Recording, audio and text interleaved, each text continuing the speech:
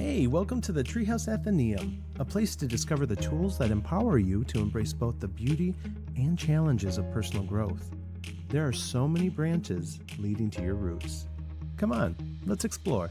Hello again, it's me, Dave, and this is part 3 of Your Triggers Are Your Guides to Your Freedom. And I keep saying it, but the Mountain Is You book, get it. It is such a quick read. You can do it in little chunks. It's just such an amazing tool to help bring some awareness to you, to open your mind, to liberate a lot of your thinking. But let's jump right in. The triggers being our guides to freedom. Today I want to talk about resentment, regret, and fear. These are 3 things that I have personally in the last, I'd say 2 or 3 years, really sat with and really spent time analyzing. What are my fears? What are my regrets? And the resentment piece has really been fundamental in changing the way I look at my relationships, whether that's with family or with partners, ex-partners, lovers, if you will. But let's start with resentment. When you're triggered by resentment, when you feel like you've been done wrong, or when you feel that someone is not showing up for you the way you feel they should. When you examine that, what does it say to you? What is that telling us? Resentment, I guess, is often when people don't live up to our expectations of, what we had in our minds, whether that's the way they're showing up in relationships, or if they've fallen short, they've hurt us, and that can come in a multitude of ways. But the poisonous thing about resentment, this negative feeling, why it triggers us, and if we hold on to it and don't deal with it, it becomes toxic for us because it turns to bitterness. It becomes festering, and really what it does is it closes down our heart. It closes down our ability to be open and accept love and what we deserve, the abundance and the good, healthy joy that is all around us. When we hold on to the resentment with a person, you can literally feel resentment is a wall. It is something that stands in front and it pushes a barrier between. For me, this has come in the form of my parents. Recently, with the election cycle and everything. In the first part of this, I talk about my dad and my relationship, how it's evolving with him. But the resentment piece, when he is not showing up for me the way I need, it's easy to step into that resentment of, you should know better. You should, do you hear it? Should. It's my projection of what he should be and how he should be showing up for me. But my dad supports this platform that is really toxic and destructive to my community. And it's destructive and gross, and not just my community, but to women and yada, yada, yada. So there's a few things to do with this. Just like they say forgiveness, you don't forgive for others, you forgive for yourself. It's to release that energy. It's so you don't have that. Same thing with resentment. When we resent someone, it's like a projected regret is how she kind of says it. But how I want you to think about this is people aren't entitled to show up for you the way you need them to or want them to. And that's the truth. You can't control anything. And people have free will, and they are their own individual sovereign selves. And so when someone hurts us, especially people in roles that we feel should be showing up for us, like our parents, our partners, the truth is, at the end of the day, we can only control ourselves, and our expectations, again, granted now, if you're in a relationship with a partner and they're not showing up for you, there's a crossroads there. There's something you need to sit with and you need to make choices about. But that's what the resentment is actually kind of triggering and teaching us how to show up and stand up for yourself, how to show up. Like anger tells us when we're being wrong or a boundary's been crossed. Resentment is the darker side of that, where it's gone too far. When you start to resent someone, a boundary's been crossed, but something's probably been let go longer than it should. Resentment in some ways is like a projected regret. Instead of trying to show us what we should change, it seems to want to tell us what other people should change, what other people However, other people are under no obligation to live up to our ideas of them. In fact, our only problem is that we have an unrealistic expectation that someone was meant to be exactly as we think they should, or love us exactly as we imagine they would. What I'm trying to get around to is that we can't control people, we can't control life, and it's our expectations, these idealized versions of these people that we put out into the world, that, my father should show up like this for me. He is who he is, and I have no control over that. Maybe he's not able to. Maybe he's not able to be what I need him to be. So then I'm faced with, where do I go from here? That's what the trigger is supposed to be showing us. When we feel resentment, we need to stop and reevaluate, why am I feeling resentful? And the truth of it is, I can't control him. He is who he is, and I have to accept that for what it is. What I do with that is then on me. If say my father and that dynamic with him is hurting me, then I have to set a boundary to protect myself. So when I feel resentment, if I step back, it is actually calling me to action to put a boundary, kind of like anger, where I need to put myself in terms of this. Loving someone from afar is a healthy thing many times, and we forget that you can love someone but still not have to have them in your life, or you can love someone and keep them at a distance where they don't affect you, your energy. When we are faced with resentment, what we instead must do is reinvent our image of those around us and those we have perceived as having wronged us. Other people are not here to love us perfectly. They are here to teach us lessons to show us how to love them and ourselves better. That was powerful to me. This goes to the heart of the issue with resentment. When people don't meet our expectations, when they don't add up the way we wanted, one, examine, be objective, be curious, what was my expectation? Why is that expectation there for this person? My dad is just a man. He is just a man with his own shit, his own baggage. It is hard to get to this point, and there's a process of healing and grieving, and anger, grief, acceptance. There's a process to this, which is the healing we're doing for ourselves in that inner child. But at the end of the day, if I'm objective, this man is only tied to me because I'm his son. He had me biologically, and that's what drew our lives together. I would not be friends with this man if he was, anyone else other than this relation. So what are my expectations of what a father should be, what a father should do, what this father-son relationship should look like? That's what I want to explore. That's where the healing is. That's where I challenge and start to dig into the meat of, what is it saying about me, my needs? What do I need? What in this relationship dynamic that I'm projecting am I looking for that I'm not getting, that I feel I deserve, that I feel is necessary for me to be healthy and happy? That is where the healing is. And if he can't give that to me, then I have to give it to myself. I have to be that for myself. And that's the power. That's the untold wisdom out of all of this. Because once I start giving it to that inner child, to little Dave, then that's when I transform, that's when I change, that's when I heal, that's when I begin to grow and accept and make space for what I do deserve and what is meant for me. I just got goosebumps. He is just a man, and I have to accept that and meet him on his terms. Well, I should say, you don't have to meet them on their terms necessarily. I have to accept him for who he is and what he is and where he's at.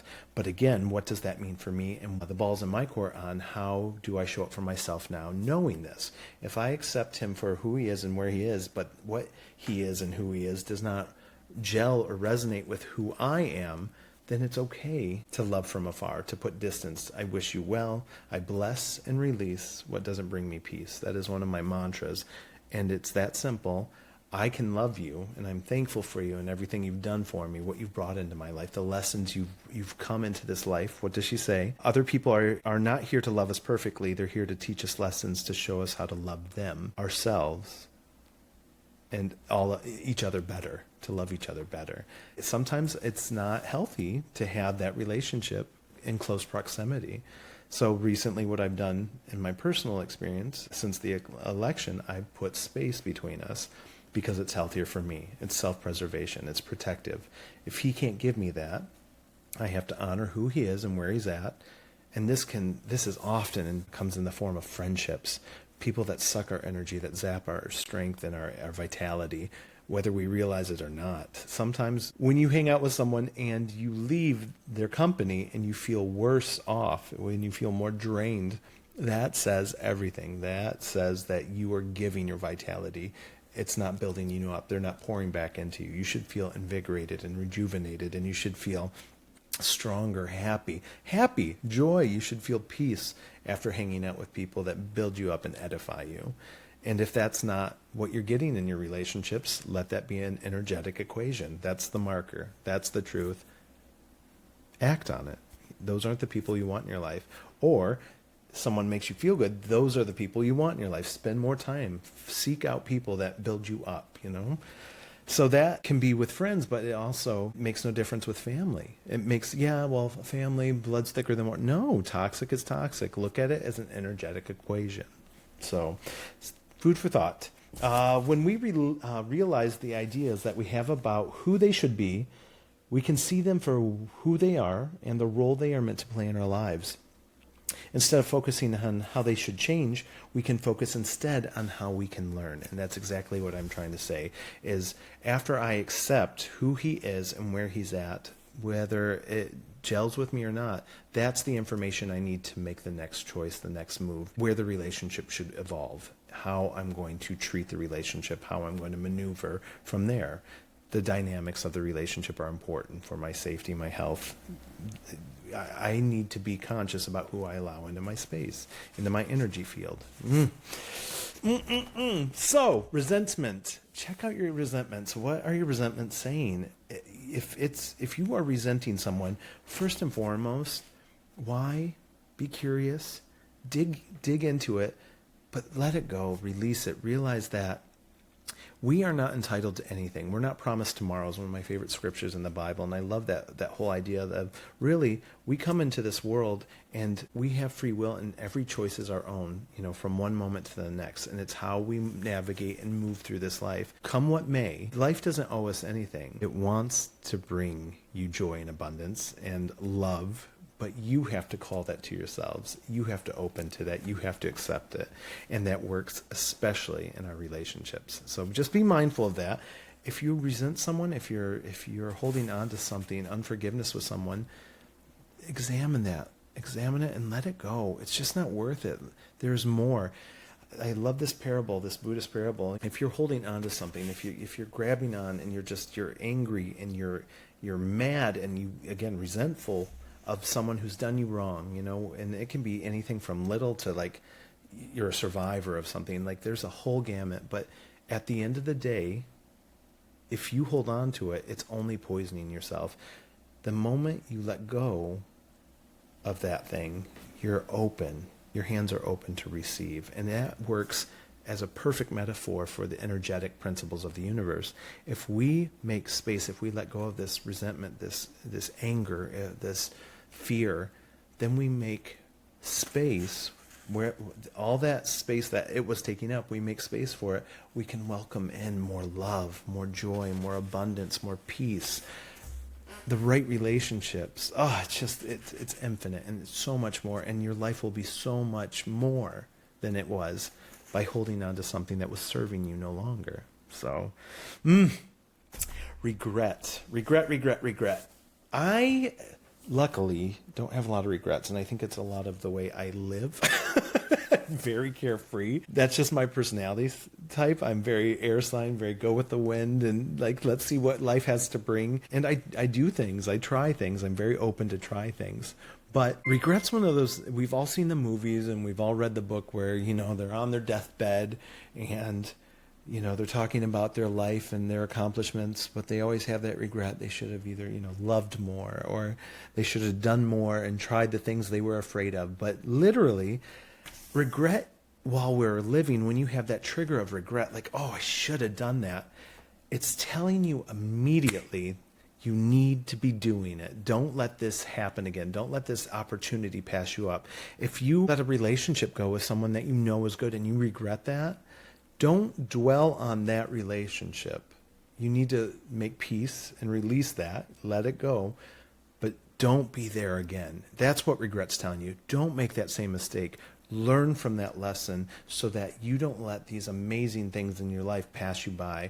If you regret not trying out for that job you could have done, that you should have shot for, don't be there again. Where in your life can you show up now, not to make up for it, but at the same time to move yourself forward, like the life that you want, worthy of the life that you want. What'd she say about regret? Much like jealousy, regret is another way that we show ourselves not what we wish we could have done in the past, but what we absolutely need to create going forward. So regret comes with this sense of urgency. This is the life that you have now. This is the present. Don't be stuck in the past. Don't regret it. But what is the regret trying to teach you? What is it saying to us? The truth is most people regret what they did not do more than what they ever did. So it is rare to regret something you did. Do it now, ask for forgiveness later. But it's true. Like, it's usually, again, those stories, the people on their deathbed in the movie, it's always the things that they let go by them. But we hurt people. My personal experience over the summer, there was a relationship and it wasn't going the way it was supposed to. He was hiding things. I got a confirmation, but the way I ended it, I wasn't proud of. I regretted that. But the regret in that moment it was my greatest teacher in that whole experience, because it showed me who I was, how I reacted, why I was triggered, what triggered me, and then I could deal with it. And then I knew that's not who I want to be. This is who I want to be. This is who my highest version is. Where was that not aligning? And what do I need to do that? And it was the regret paired with the lesson is what is transformative for us in our soul's journey. So be mindful of that. When you regret something, what's the lesson in it? So you don't find yourself in the same place. Double regret's even worse, right? The truth is most people regret what they did not do more than they ever regret what they did. This isn't a coincidence. Regret isn't actually trying to just make us feel bad that we didn't live up to our own expectations. It's trying to motivate us to live up to them going forward. It's trying to show us what is absolutely imperative to change in the future and what we really care about experiencing before we die. So mortality is definitely, there's a mortality piece with regret. So I have a feeling you don't have a lot of regrets, but if you are someone who deals with regret, you need to get to the bottom of that shit fast, because that means your soul is wanting to experience something that you've been denying it. If you regret something in your life, that could be closure with someone, that could be saying, making amends, saying you're sorry. That is the power. That's what your soul is craving. Regret is telling you what your soul needs. Listen to it, lean into it, examine it. Be objective with it too. Just be curious. Why are you regretting that? What's it really telling you need and want and desire? And go for it. The last one I want to talk about today is fear. She says chronic fear in here. And when I came out of my marriage, I'd say the last 5 years, fear had started creeping in slowly. And that came in a lot of ways. The pandemic just blew us all apart, right? I was very fearful about what I could, taking care of myself, basic needs. Me and my partner lost our job at the same time. So the income, taking care of ourselves, survival, literally. Fear of survival, basic survival needs. That was really intense. But it was the thought patterns that persisted after it, after things got back to normal, after we started working again, after we jumped through the hoops, we made it, we're survivors. And that is a piece I want to come back to, because fear is the false evidence appearing real, right? Fear is often what we're afraid of hasn't even manifested. It hasn't even come to fruition yet. We're projecting these ideas of what could have, what might have, what will potentially, and that's what keeps us paralyzed. That's what keeps us from moving forward and progress. Because again, everything is energetic, right? The universe operates based on energy. So if I am operating out of a space of fear, and that's that closed energetic space, if I am closing myself to opportunities and to not seeing the potential, the positive, the light all around me, what I do have rather than what I don't have or potentially might not have. That is an energetic headspace that will slowly just eat away at your life, at your peace, at your safety, at your security, at your self-confidence. There's just so many levels. So for me, last few years of my marriage, I became fearful. The marriage wasn't going the way I wanted. We started getting involved in things that we shouldn't have been involved in, that weren't healthy necessarily. Fear that, he was stepping out. Fear that our parties were getting a little too intense. But in fearing all that stuff, it really magnified that energy in my life. It really magnified what you fear, what you try and avoid is usually what you attract. The things that we're always, giving attention to, whether we're trying to avoid it, we're still giving attention to it in our minds, which calls more of it to us on an energetic level, which is such an irony. But what I want to really bring attention to is the fear that it's a mindset. Fear, mindset. That's the most insidious part of this, because then once you start thinking like this, it's a cycle. You start fearing, and then it's a hard cycle to break out of. When we are in a state of fearful thinking, it doesn't matter what we're afraid of. The thought process follows us from problem to problem. Often there's a metaphor encoded within it. For example, we may be afraid of the ultimate loss of control or some external force coming in and unraveling our progress. Coming from a house and a childhood of chaos, it's very hard for me to be at peace. Well, it was very hard for me to be at peace in my relationships, because seeing the relationships my parents modeled for me, the relationships in our family, there was always fighting, there was always chaos, there was always distrust, lying. So when I got into a relationship with my partner, I was always waiting for something to happen.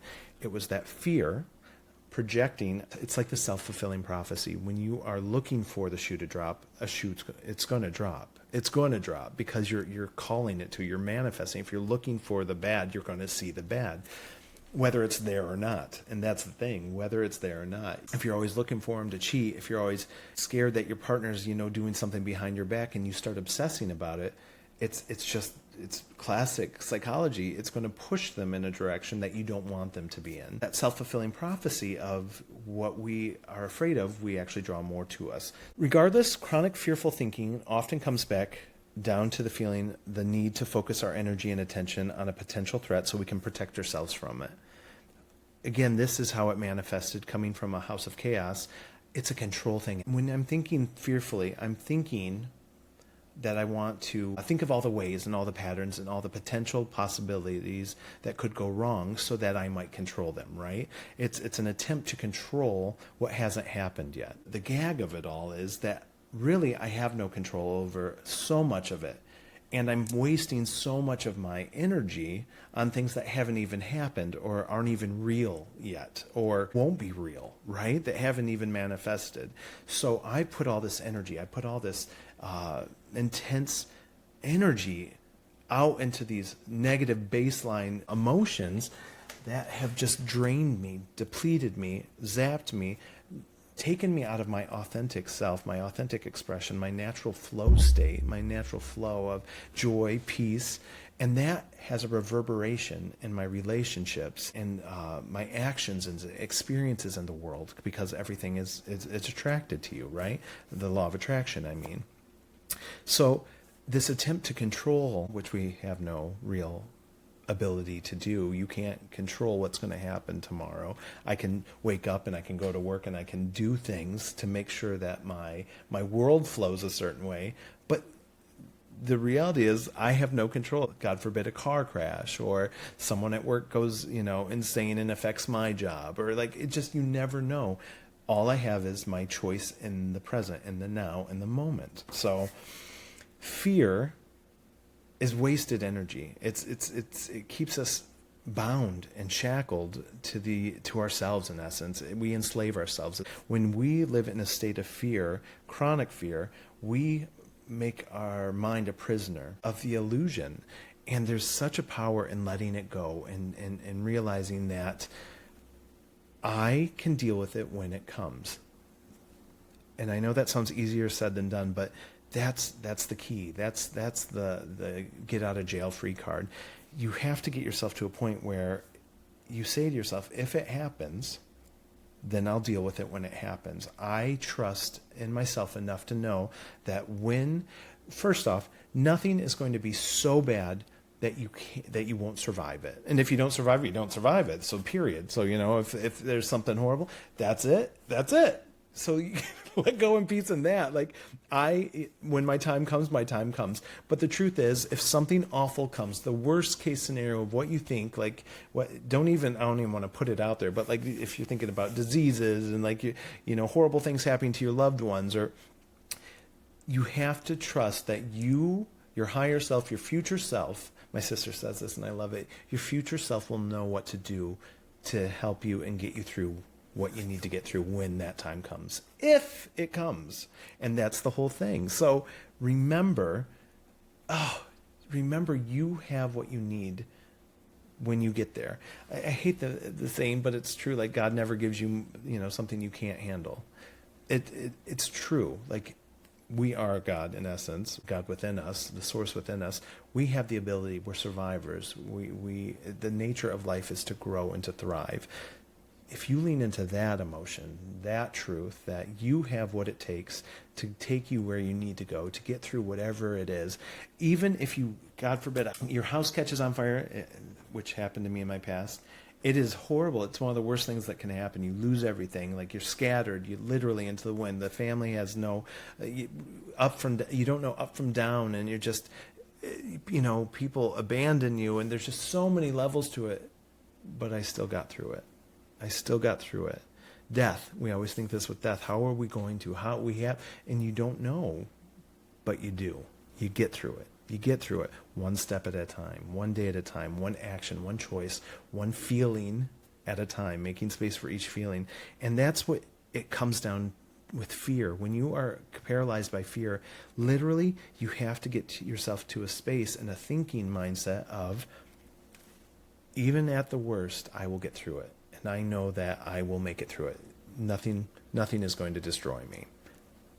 If you can start there, you can start to build your way out of this thinking. I really recommend therapy, finding a professional, finding someone who can help you. If that's a friend at first, find someone who can help you to get through this, to start talking you through this, to be a support system for you. This dominated so much of my life. When I went out on my own, I was dominated by my fears of everything that I could lose, everything that could possibly go wrong. Like, where's the money coming from? How am I going to support myself? Going from in a relationship to having to pay everything on my own. It's such a world transformation. It's such a complete chaotic upheaval, but I got through it. I did it. And now I'm here where I am today. And I know where I'm going to be later on. And that's the hope. That's the peace. I know if something comes down the road, I may not know in the moment, but I know I will know how to get through it when it comes, because I'll just do it. You do it. That's how it works. You just do it. You make it happen one step at a time. It's hard. And I'm not saying it's not going to be hard, but it is. Even at its worst. That should help you realize that you don't have to be afraid of anything. You're going to get through it.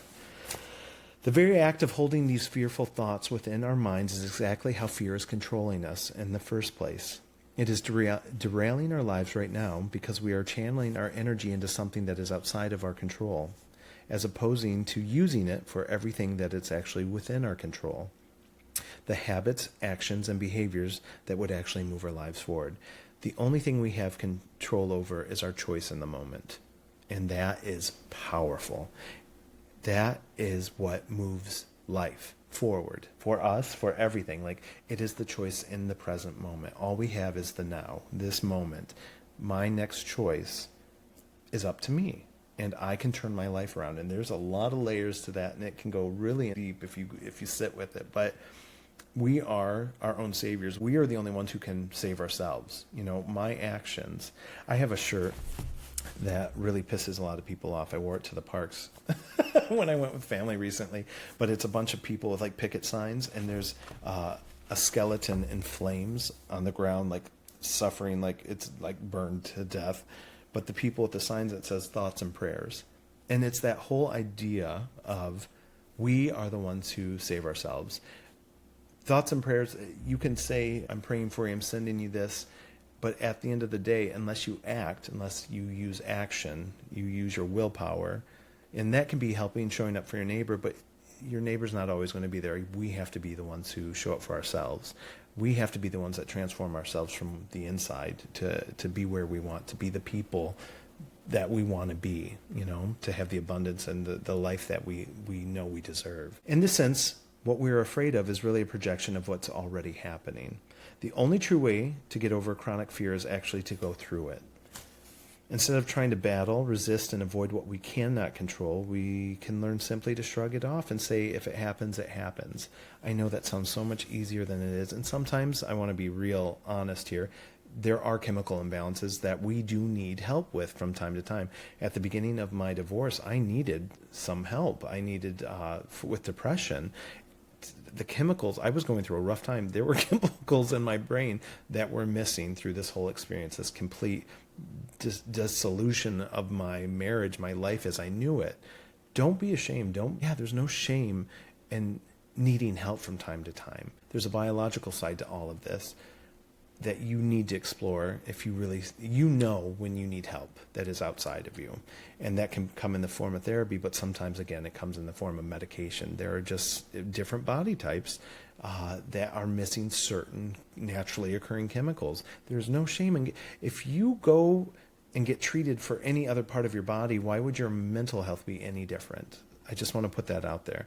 So think about that, consider that. Those are intense scenarios, but I'm talking about more so the general little fears that we live with day to day that kind of dominate our minds slowly throughout the day, throughout the week, that add up over time, that actually steal our joy and our peace. If you can get yourself to a place to say, I will deal with it when it comes, that's where the power is. That's how you find that liberation piece.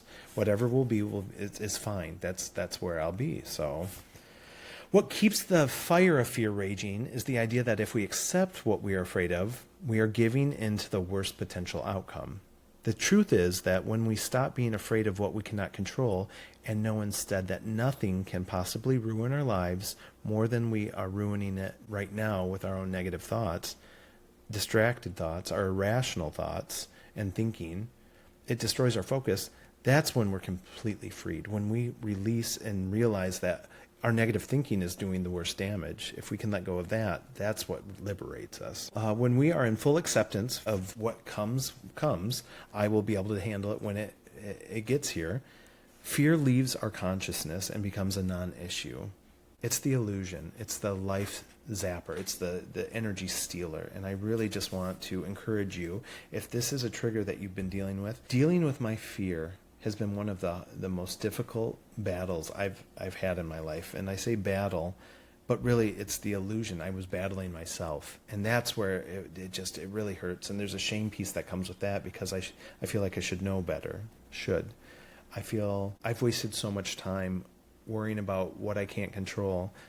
But the truth is, facing my fear head on was the only way I could overcome it. It was the only way I could stand in my own power, realizing that when things happen, and for me, fear came in terms of like resources, money, how am I going to support myself? I come from a family that is very blue collar, so this mindset of lack, of not knowing where the next bill is going to get paid, not knowing how to make more money, it actually kept me from seeing the opportunities that were all around me, that the potential I had within me this whole time was just waiting to be activated. The fearful mindset of not knowing what was coming, of being afraid of what was coming tomorrow, paralyzed me. It kept me in this state of inertia that really destroyed a lot of my life. It wreaked havoc. And it took so much work. It took so much effort to get myself out, to climb out of this hole, but I did it. And I did use medications that helped me. I saw a professional and I went to my healthcare provider, working with my therapist in tandem. I got myself to a point where I was able to use medication for a while to help me get to a place where I could deal with it without the medication. I got to, it helped me build to a place where I was stable and I was standing on my own, and helped me get to a point in my job where I support the lifestyle I wanted, yada, yada, yada. What's the phrase? The mind is a beautiful servant, but a horrible master. If you feel you are constantly under the subjugation of these negative thoughts in your mind, I just want to challenge you to seek help, to find someone you can begin to talk with. Therapy is amazing. There's so many opportunities for therapy. Just wanted to examine some of these triggers that really teach us how to free ourselves. Our triggers are our shadows that help us build and grow into the life we want. They help us become aware of where we need to grow, our growth edge, what we really desire and what we want. And I just cannot stress enough how awesome this book is. I know I'm going to come back to it. The Mountain is You, Transforming Self-Sabotaging into Self-Mastery. Brianna Weist, I can't wait to do some more out of this book. I have highlighted the shit out of it, so get ready. You're going to get a lot from it. But anyway, so for the stream, I'm going to end it here, and hopefully I'll see you 333. I just saw 333 here, and I love that, and it makes me so happy. I know it was hearts, but I love you. Bye. I'll see you soon. Thanks for joining us in the treehouse today. We were so happy to have you. Hey, if you enjoyed your time here today, could you do us one little favor and pass this on to someone else who might enjoy it? We appreciate you so much. See you next week.